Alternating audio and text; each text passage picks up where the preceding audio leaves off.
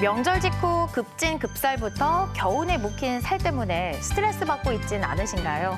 건강하고 안전하게 다이어트하는 방법 한병덕 가정의학과 전문의와 함께 살펴보도록 하겠습니다. 교수님 어서 오십시오. 네, 안녕하십니까? 네, 반갑습니다. 네, 반갑습니다. 이번에 설 연휴가 유난히 길었습니다. 또 이와 함께 후덕해지신 분들이 참 많은데 소위 급하게 찐 살은 급하게 빼야 한다 이런 말이 있거든요.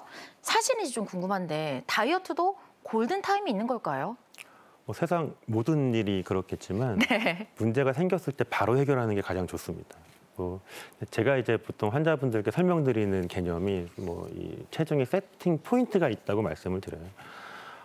음식을 하루 많이 먹는다 그래서 늘어난 체중이 내 몸으로 다 가진 않거든요. 네. 그런데 증가되어 버린 체중, 내 몸의 어떤 구성 요소로 바뀌어 버린 체중이 돼버려서 비만이 돼버리면 그 다음부터는 내 몸을 다시 돌리기가 너무 어려운 불리한 상황이 됩니다. 걷잡을 수 없게 되는군요. 네, 여러 가지 대사작용 자체가 불리해지거든요. 그래서 초기에 최대한 빨리 예전으로 돌려놓으시는 게 가장 좋습니다. 그럼 다이어트 그 골든타임은 산후에도 혹시 적용이 되나요? 저는 그것도 역시 마찬가지로 생각을 하거든요. 제가 만나는 환자분들 중에 상당수가 이제 그 인생의 어떤 특정 포인트에 체중이 증가돼서 급작스럽게. 네. 그리고 그러니까 대부분 비만 환자들이 그래요. 날 때부터 비만인 게 아니라 네. 일생의 어느 순간에 살이 쪘고 그 다음부터 빼기가 어려워진 경우들이 있는데 여성분들 같은 경우에는 이제 출산 이후 또는 그 폐경 이후가 많거든요. 네네. 산후에 이 급하게 쪘던 살들은 사실은 그때가 또 빼기도 쉬운 타이밍일 수도 있습니다. 바로 빼야겠네요. 네, 그래서 부었던 것도 잘 빠지는 상황이고 사실 무효소유 자체가 굉장히 많은 칼로리를 소모하는 상황이거든요. 네. 근데 그거에 맞춰서 예전에 우리 어떤 방식대로 고칼로리 어떤 것들을 엄마한테 막 드리면서 유지하면서 가는 것이 아니라 지금 현대 사회에 건강한 식단들 많거든요. 유지하시면서 체중 관리하시면 훨씬 더 건강한 미래를 만드실 수 있을 겁니다. 알겠습니다. 자, 이렇게 좀 특별히 깡마른 사람을 좀 제외하고는요. 보통의 사람들은 다이어트를 매번 고민합니다. 특히 새해에는 더 그런데 나이가 들면서 건강검진 할 때마다 이런 체중 관리에 대한 당부는 늘 이제 저희가 들을 수밖에 없게 되거든요. 적정한 체중 당연히 유지를 해야겠지만 그런 이유 어떤 걸 좀 꼽을 수 있을까요? 이게 현대인들에게는요. 네. 우리 성인병이라 그러죠. 가장 걱정하고 있고 흔한 병들이 고혈압, 당뇨병, 고지혈증 이런 병들이 있는데요. 이 모든 병의 첫 번째 치료가 비만인 사람들은 체중을 줄여야 된다로 되어 있습니다. 이 비만이라는 걸 개념을 잡아보면 몸에 나쁜 지방이 잔뜩 끼어 있는 상황을 말하거든요. 이 자체가 우리 몸에 여러 가지 대사에 나쁜 영향을 줍니다.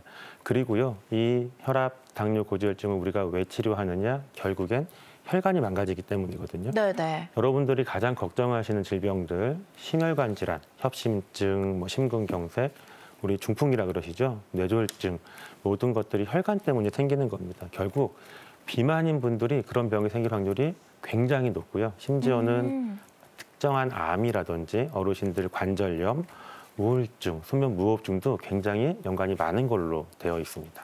시작은 이제 체중 관리부터이다. 자, 자신의 과체중인지 아닌지 좀 간단하게 확인할 수 있는 방법이 있다라고 하더라고요. 계산법이 있었는데 한번 살펴볼까요? 네, 알겠습니다. 여러분들 이제 검사 같은 거 받으시면 체질량 지수 이런 BMI라는 단어 들어보신 적 있을 건데요. 사실은 계산이 굉장히 쉽습니다. 우리 핸드폰이나 이런 데 보면 계산기 있으시잖아요. 네. 자기 몸무게를 거기다 적으시고요. 본인의 몸무게를 키로, 네. 본인의 키로 2번 나누시면 됩니다. 같이 한번 해보시면 좋을 것 같아요. 네, 지금 같이 한번 해보시면 될 것 같으세요. 본인의 체중을 신장으로 2번 나누어 주시면 되고 여기서 이 신장은 우리가 예를 들어 160cm다. 그러면 이제 미터로 하시는 거니까 1.6으로 1.6. 나누어 주시면 됩니다. 네. 저는 21.5가 나왔거든요. 이제 이러면 이거는 괜찮은 네. 건가요, 선생님? 아주 정확히 건강한 체중에 딱 들어가는 체중이 될 거고요. 네네. 아마 이제 정리된 그림이 네, 이제 나옵니다. 나오겠죠. 네. 보시는 것처럼 이제 현재 사실 조금 헷갈리시는 부분이 있을 거예요. 의학계에서 대한비만학회에서 저희가 권고하고 있는 이 해석표와 네. 정상 체중군과 이 여러 가지 검진에서 나와 있는 표가 약간 다른 경우들이 있긴 하거든요. 네. 일반적으로 이제 아시아인, 한국인들 같은 경우에는 이 BMI를 18.5에서 22.9, 그러니까 18.5에서 23 사이를 정상이다라고 얘기를 하고 있고요. 네. 23에서 25 사이를 전 단계 비만으로 얘기를 하고 25부터는 비만으로 우리가 진단을 하고 있습니다. 사실은 작년부터는 저희 이제 비만학회에서는 학계에서는 비만을 비만병이라는 용어로 통일을 해서 비만도 역시 질병으로 생각을 하면서 치료를 해야 된다라고 말씀을 드리고 있습니다. 아, 비만도 이제 질병이군요. 그렇다면 실제 전문의들은 어떤 다이어트를 하는지 좀 궁금하거든요. 이 수학의 정석이 아닌 다이어트의 정석이 있다고 하죠. 어떤 건가요? 수학의 정석 얘기를 하셔서 네. 그 수학의 정석 딱 펴서 보시면 재미없었잖아요. 노잼이죠. 네. 어쩔 수가 없어요. 저도 똑같은 얘기를 드릴 것 같은데 여러분들께서 생각하셔야 될 거가요. 결국엔 체중은 내가 생활하는 것의 흔적으로 남는 거거든요. 네. 내가 어떻게 살았느냐, 오늘 하루를 에너지를 더 많이 쓰고 살았느냐, 에너지를 더 많이 섭취해서 남겨놓고 살았냐에 따라 체중이 바뀌는 건데 결국은 그러니까 생활 습관을 잘 바꾸는 게 첫 번째가 됩니다. 생활 습관 교정이다라고 저희가 얘기를 드리는데 그걸 나누어서 보면 첫 번째로는 결국 식사에 대한 거, 식이 조절에 대한 부분들을 많이 얘기를 드리고 있고 이제 재미없게 이렇게 얘기를 드리죠. 균형 잡힌 식단을 드셔야 됩니다라고 말씀드리고요. 네. 그 다음 단계로 이제 운동에 대한 얘기를 드리고 있습니다. 식사가 제일 중요하고 그 다음에 운동 그리고 행동에 대한 얘기를 드리는데 왜 이렇게 얘기를 드리고 있느냐면 나가서 우리가 1시간을 운동을 하셔서 소모할 수 있는 칼로리와 네. 우리가 간식 한 조각 덜 드시면서 아낄 수 있는 칼로리 네. 비슷한 경우들이 많을 거고요. 어, 눈이 오나 비가 오나 바쁘나 안 바쁘나 먹는 것은 늘 먹죠. 늘 먹잖아요. 네. 그래서 식사를 먼저 잘 관리해줘야 된다라는 얘기 꼭 드리고 있고 이런 재미없는 이 기본적인 얘기들을 드리면 어렵잖아요. 근데 특히 비만인 분들이 그게 잘 관리가 안 되시거든요. 어렵죠. 그래서 이게 잘 안 되는 경우에는 그 다음 단계로 도움을 드리기 위해서 이제 특정한 비만 치료제, 약물 치료를 같이 사용을 하기도 하고요. 네. 이제 그 다음 단계로는 약물 치료로도 치료가 잘 안 되는 경우에는 수술적 치료까지도 수술까지. 저희가 고려를 하고 있습니다. 그렇군요. 약물과도 수술로 이어지는 일은 뭐 고도 비만이거나 좀 극히 드문 경우이잖아요. 어떤 경우에 약물과 수술을 진행을 하게 되는지 또 그 효과는 어떤지 좀 궁금합니다. 네. 우선 이제 약물 치료는 앞서 말씀드렸던 것처럼 생활 습관 교정을 먼저 해봅니다. 비만인 분들께. 우선적으로. 네. 그래도 치료가 안 될 때, 여기서 말하는 치료가 안 된다는 건 3개월 사이에 5% 이상 체중 조절이 안 된다. 그러면 약물 치료를 고려하는데 조건이 있죠. 아까 앞서서 이제 알려드렸던 체질량 지수, BMI를 기준으로 하는데요. 네네. BMI가 25 이상이면서 뭐 동반된 질환들이 있는 경우, 그리고 이러한 생활습관 교정 치료에 도움이 안 됐던 경우에는 약물의 보조적인 도움을 받을 수 있게끔 약물 치료를 이제 시도를 할 수 있습니다. 그리고 수술적 치료 같은 경우에는 이 BMI가 35 이상인 경우이거나 또는 BMI가 30 이상이더라도 동반된 질병들이 있는 경우, 앞서 말씀드린 고혈압, 당뇨병, 뭐 고지혈증, 수면무, 혈관 질환들이 있을 때에는 BMI가 30 이상인 경우에도 수술적 치료를 고려해 볼 수 있습니다. 효과는 좀 극적일까요, 교수님? 약물 치료 같은 경우에는 이제 연구마다 약제들마다 효과가 조금 다르게 나와 있는데 대략적으로는 옛날 약보다 다 이렇게 확인을 해보면 한 10%에서 원래 체중에서 10%에서 최근 나온 약물들을 보면 20%, 25%까지도 체중 감량 효과가 있다로 되어 있고요. 수술적 치료 같은 경우에도 20에서 30% 정도, 1년 정도 지나고 나섰을 때 평균적으로는 체중 감량 효과가 있는 것으로 알려져 있습니다. 그렇군요. 또 요즘에는요, 다이어트 보조제를 활용하시는 분들도 굉장히 많거든요. 그래서 국내 다이어트 보조제 시장이요, 무려 2,500억 원이나 된다라고 하더라고요. 그래서 저는 이 다이어트 보조제가 실제로 효과가 있는지 또 위험성은 혹시 없는지 좀 궁금합니다. 이미 이제 이 단어에 답이 있어요. 어떤 단어죠? 보조제거든요. 보조하는 돕는 거다. 네, 돕는 어떤 걸 생각해 보셔야 되고요. 간혹 그런 분들 있으실 거예요. 이 보조제를 먹음으로써 엄청 효과를 봤다라는 분들이 분명히 있긴 하실 거예요. 맞아요. 그런데 이제 이게 우연히 그 약제가 잘 맞는 분도 있을 수는 있겠지만 사실은 앞서 말씀드린 본인의 생활이 더 잘 바뀌면서 빠진 경우들도 더 많을 거다라고 보고요. 이 조사된 연구 결과들을 보면 이게 근거가 아주 명확하지는 않습니다. 그러니까 살이 체중이 감량될 수 있는 가능성이 있다. 이런 어떤 성분들을 가지고 우리가 이제 보조제로 많이 사용하고 있는 것 같습니다. 이제 대부분의 경우는 이제 허가를 받은 보조제들은 안전하다라고 생각을 할 수도 있는데 네. 사람들마다 반응이 다를 수가 있거든요. 뭐 간독성, 신독성, 그러니까 간이나 신장에 나쁜 영향을 주는 경우들도 있을 수가 있을 것 같고요. 사실 기대했던 만큼 효과가 없는 경우들도 굉장히 많이 보고가 되고 있습니다. 그래서 이 부분들은 정말 보조제의 개념으로 생각을 해보시는 게 어떨까? 저는 이렇게 얘기를 드리고 싶습니다. 알겠습니다. 첫 번째 사례 한번 살펴보도록 하겠습니다. 화면 보여주시죠. 네, 저는 프로 다이어터입니다. 원푸드 다이어트, 한약 다이어트 등 안 해본 다이어트가 없습니다. 한데 대부분 조금 빠지는 듯 하다가 금세 요요가 오네요. 최근엔 간헐적 단식을 진행 중입니다. 또 16시간 공복을 유지하다가 8시간 내 식사를 하고 있는데요. 살이 조금 빠지긴 했습니다. 이런 방법으로 계속 다이어트를 진행을 해도 되는 걸까요? 자, 16시간을 굶고 8시간은 마음대로 먹는다. 요즘 간헐적 이제 식단이라고 해서 식사를 마지막에 한 저녁 6시쯤 하고 다음날 이제 10시, 한 16시간을 굶었다가 이제 먹는 거거든요. 이게 실제 다이어트 효과가 있는 건지 건강에 무리는 없는 건지 좀 궁금합니다. 이제 저희 대한비만학회에서 사실 이 이슈를 가지고 작년에 이제 이런 성명서도 내고 했었어요. 네. 이 간헐적 단식이라는 이 방법 자체 하나만 두고 봤을 때에는 겸사 그 연구 결과들이 약간 애매합니다. 그러니까 효과가 있다라는 그룹들도 있지만 그렇지 않다라는 그룹들도 있거든요. 그래서 이걸 갖다가 모두에게 통용할 수 있다 이렇게 접근하기는 어려울 것 같고요. 사람들마다 반응이 다르고 갖고 있는 동반 질병이 다르기 때문에 네. 무분별하게 간헐적 단식하시는 것을 저희는 좀 피하는 것을 권고를 드리고요. 사실은 이렇게 해서 효과를 보는 경우가 그런 경우는 있을 수 있습니다. 자기가 만족하시는 자기 생활 패턴이 맞는 경우가 있어요. 그렇게 함으로써 전체 섭취되는 칼로리가 줄어드는 효과들이 있을 수 있거든요. 조금 재밌게 얘기를 드리면은요. 저 같은 경우에는 사실은 이 조심스럽지만 결혼하고 나서 한 번도 아침을 먹지를 않고 생활을 하고 있거든요.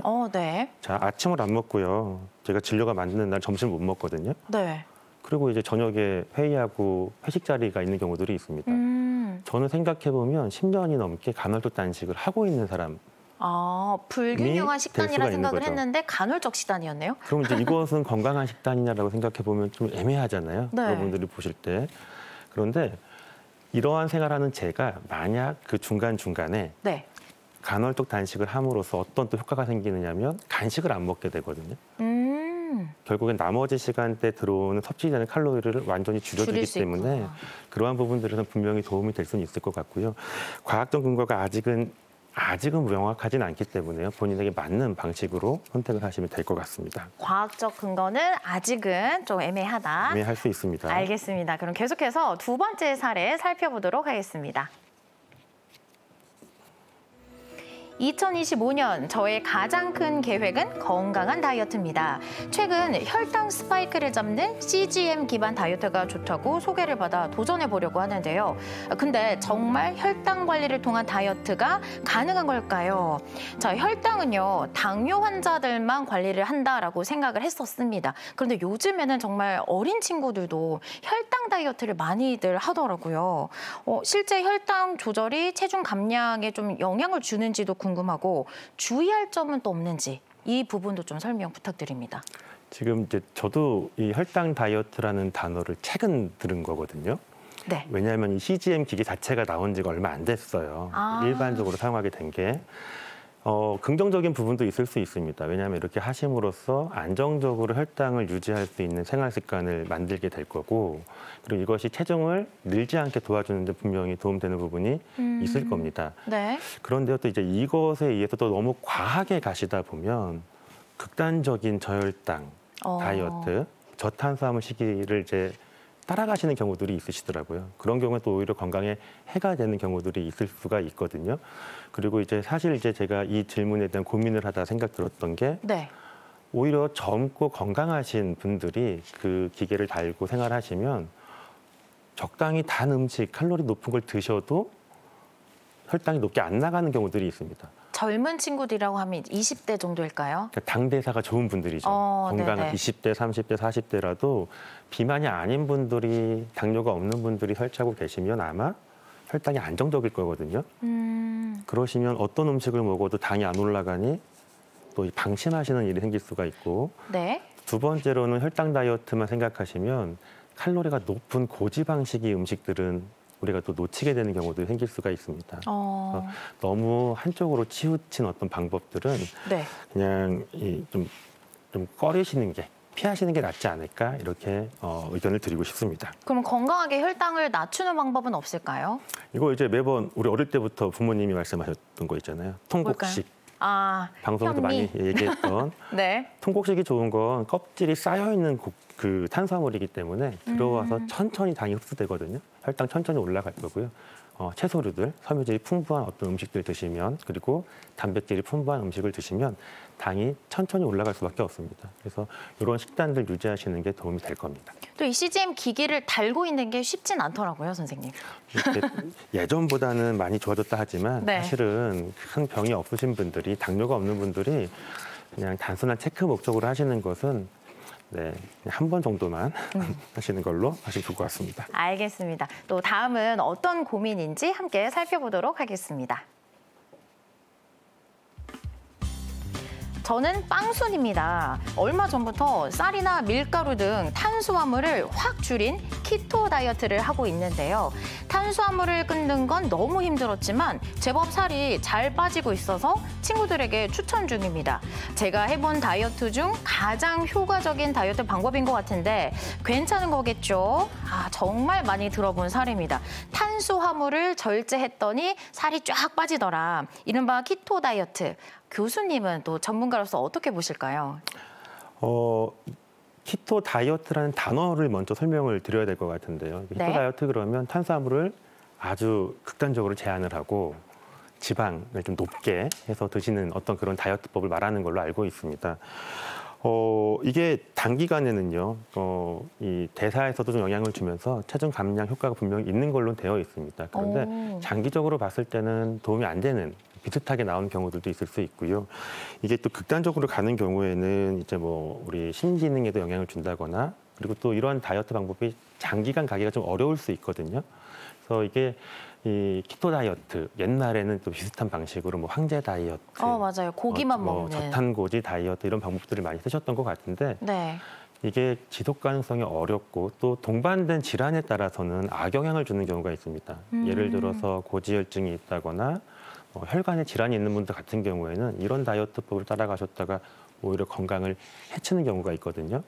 이거 역시 저희는 이렇게 그렇게 권고를 드리고 싶진 않은데, 한 가지 앞서서 이 사례에서 이분 같은 경우는 또 다른 힌트가 있어요. 본인이 빵순이라고 하셨거든요. 맞아요. 이분은 아마도 계속 탄수화물로 모든 칼로리를 섭취했던 분일 겁니다. 일명 탄수화물 중독이라고 하죠. 그렇죠. 그러니까 이런 분들이 탄수화물을 제한을 해주면 이걸 줄였기 때문에 그로 인한 어떠한 전체 칼로리가 줄고 전체 당대사가 좋아지면서 체중 감량이 효과적인 분들은 있을 수 있습니다. 선생님, 그러면 탄수화물을 확 줄이는 것보다 좀 서서히 줄이는 게 좋을까요? 솔직히는 제가 진료할 때 환자분들께 식단을 한번 확인을 해봅니다. 근데 제 경험상 한국인의 90% 이상은, 거의 99%는 탄수화물이 넘칩니다. 그래서 저는 오히려 쉽게 설명드릴 때 키토 다이어트, 저탄 고지를 하시는 건 아니지만 네네. 하루 동안 드시는 식사량들 중에서 되도록 탄수화물과 당은 적게 먹으려고 노력을 해보십시오. 걔는 아무리 적게 먹어도 우리 생활에 부족한 일이 거의 없거든요. 그래서 그런 부분 좀 줄이시는 쪽으로 하는 거는 분명히 다이어트에 큰 도움이 될 겁니다. 알겠습니다. 그런데요, 다이어트의 최대적은 뭐니 해도 요요입니다. 힘들게 빼놓으면 뭐합니까? 다시 쪄버리는데 다이어트 후에 요요는 왜 오는지, 그리고 이 요요 정말 피할 수 있는 방법은 없는지 설명 부탁드립니다.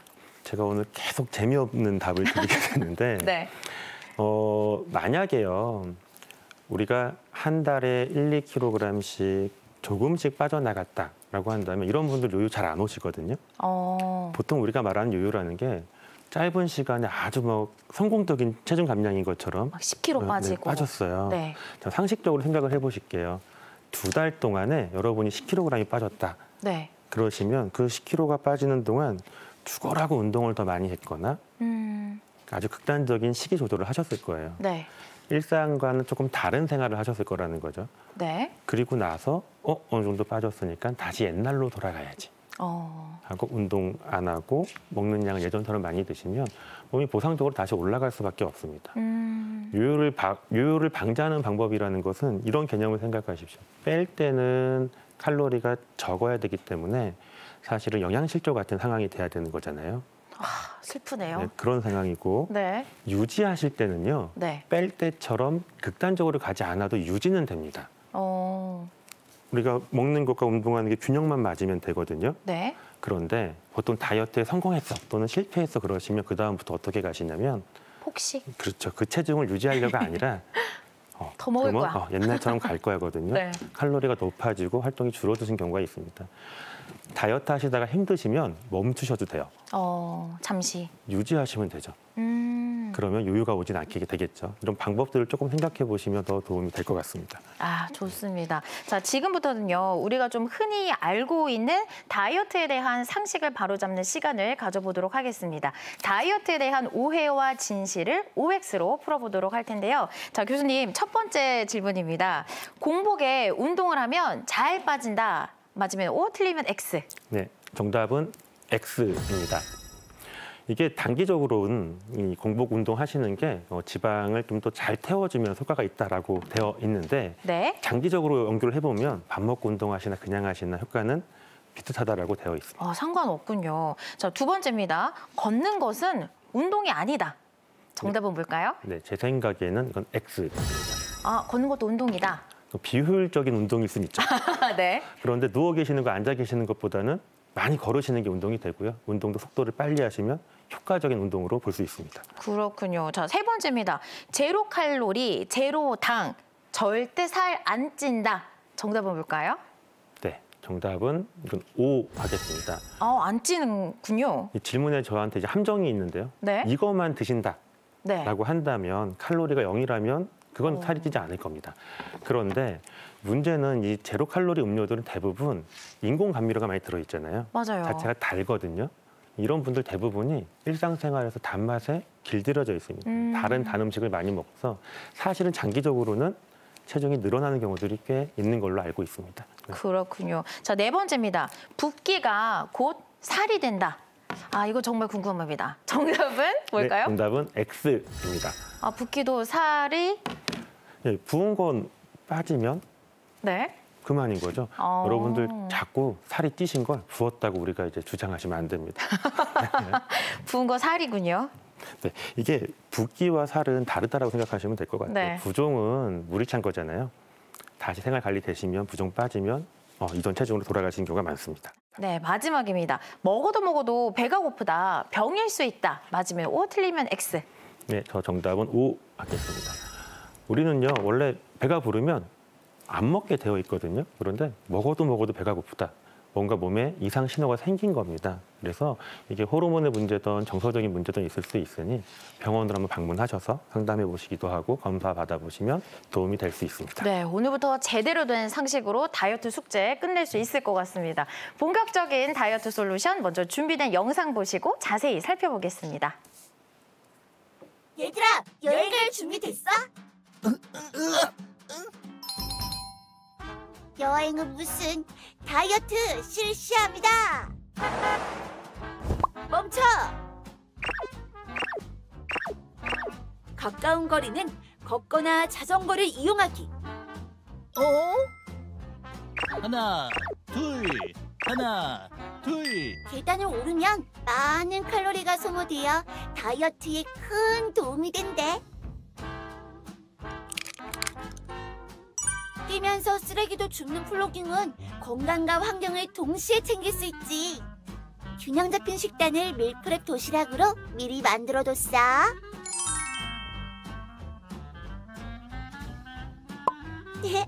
건강도 챙기고 음식물 쓰레기도 안 남고 너무 좋지?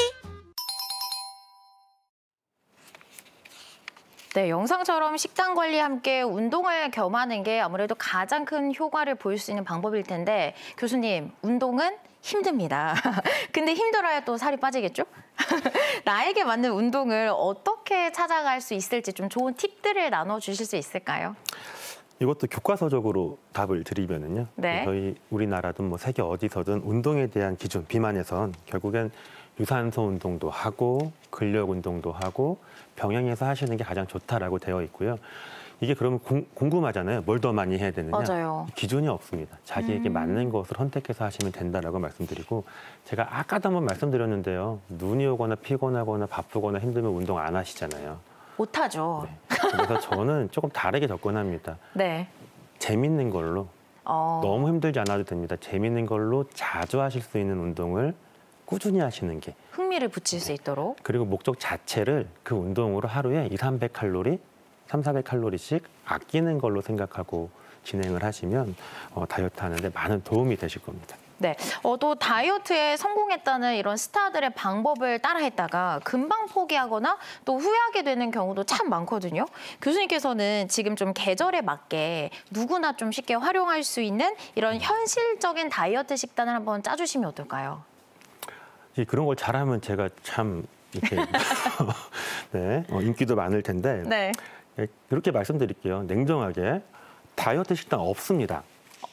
다이어트 식단이라는 걸 말씀하시는 분들은 그분에게 맞는 걸 거예요. 우리 각자가 사는 패턴이 다르고 좋아하는 게 다른데 제가 뭘 짜드린다고 그걸 평생 드실 수 있는 건 아니거든요. 자기에게 맞는 걸 하시면 되고요. 오히려 자기 식단 중에 나쁜 걸 안 드시는 쪽으로 가져가시는 게 가장 효과적인데 이런 방법을 한번 써보시면 좋겠습니다. 그냥 평균적인 키랑 이런 걸 따져보면 여자분들은 제가 환자분들에게 권유할 때에는 다이어트를 하고 싶다면 살을 빼고 싶다면 1000에서 1500칼로리 사이 정도로 드셔야 체중이 빠질 수 있습니다라고 얘기를 드리거든요. 네. 남자분들은 1300에서 1800 차이 정도는 먹어야 그러면 빠질 수 있다고 말씀드려요. 그러면 이제 우리 아나운서님 같은 경우에 그냥 1300칼로리다라고 생각을 해보시고 하루 칼로리가 제일 중요한 겁니다. 그 이상은 먹지 않겠다라고 생각해 보십시오.